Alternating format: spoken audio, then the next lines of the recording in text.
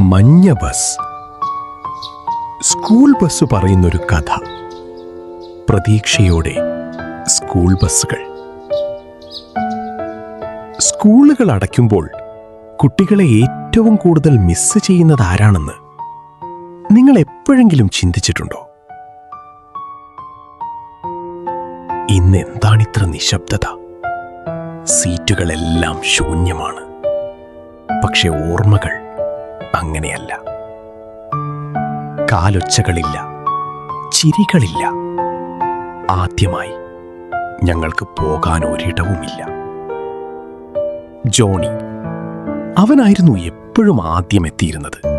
Good morning. Good morning, honey. Have a great day. പിന്നെ Sam, അവൻ ഇന്നും വൈകിയേ വരാറുള്ളൂ. Oh, it's too late. Ameena, എപ്പോഴും ജനലിലൂടെ നോക്കി സ്വപ്നം കണ്ടിരിക്കുന്നവൾ.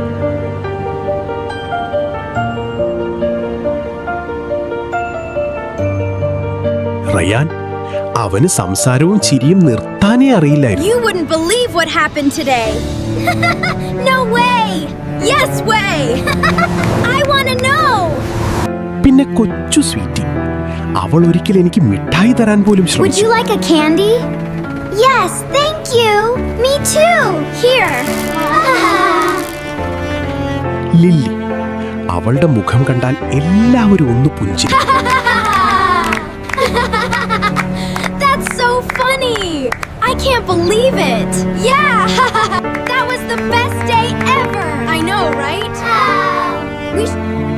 പിന്നെ പെട്ടെന്ന് എല്ലാം നിശബ്ദമായി.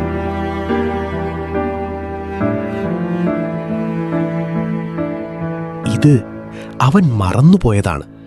ചെറിയൊരു വസ്തു, പക്ഷേ അതിൽ വലിയൊരു ഓർമ്മയുണ്ട്. അവർക്കിനി നമ്മളെ ആവശ്യമില്ലെങ്കിലോ? അല്ല, അവർക്ക് നമ്മളെ വേണം. നമ്മളെ മാത്രമല്ല, ഓരോ ദിവസവും അവർക്കായി വാതിൽ തുറന്നുകൊടുത്ത കൈകളുണ്ട്. ഓരോ കുട്ടിയുടെയും പേര് അവർക്കറിയാമായിരുന്നു.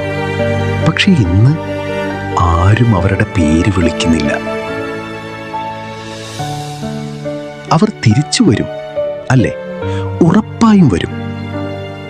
സ്കൂളുകൾ അടച്ചേക്കാം, പക്ഷെ കരുതൽ ഒരിക്കലും അവസാനിക്കുന്നില്ല. ഞങ്ങൾ കുട്ടികളെ മാത്രമല്ല വഹിച്ചിരുന്നത്, അവരുടെ സ്വപ്നങ്ങളെ കൂടിയായിരുന്നു. ഓരോ ഡ്രൈവർക്കും, സഹായിക്കും, സ്കൂൾ ജീവനക്കാർക്കും ഞങ്ങളുടെ നന്ദി.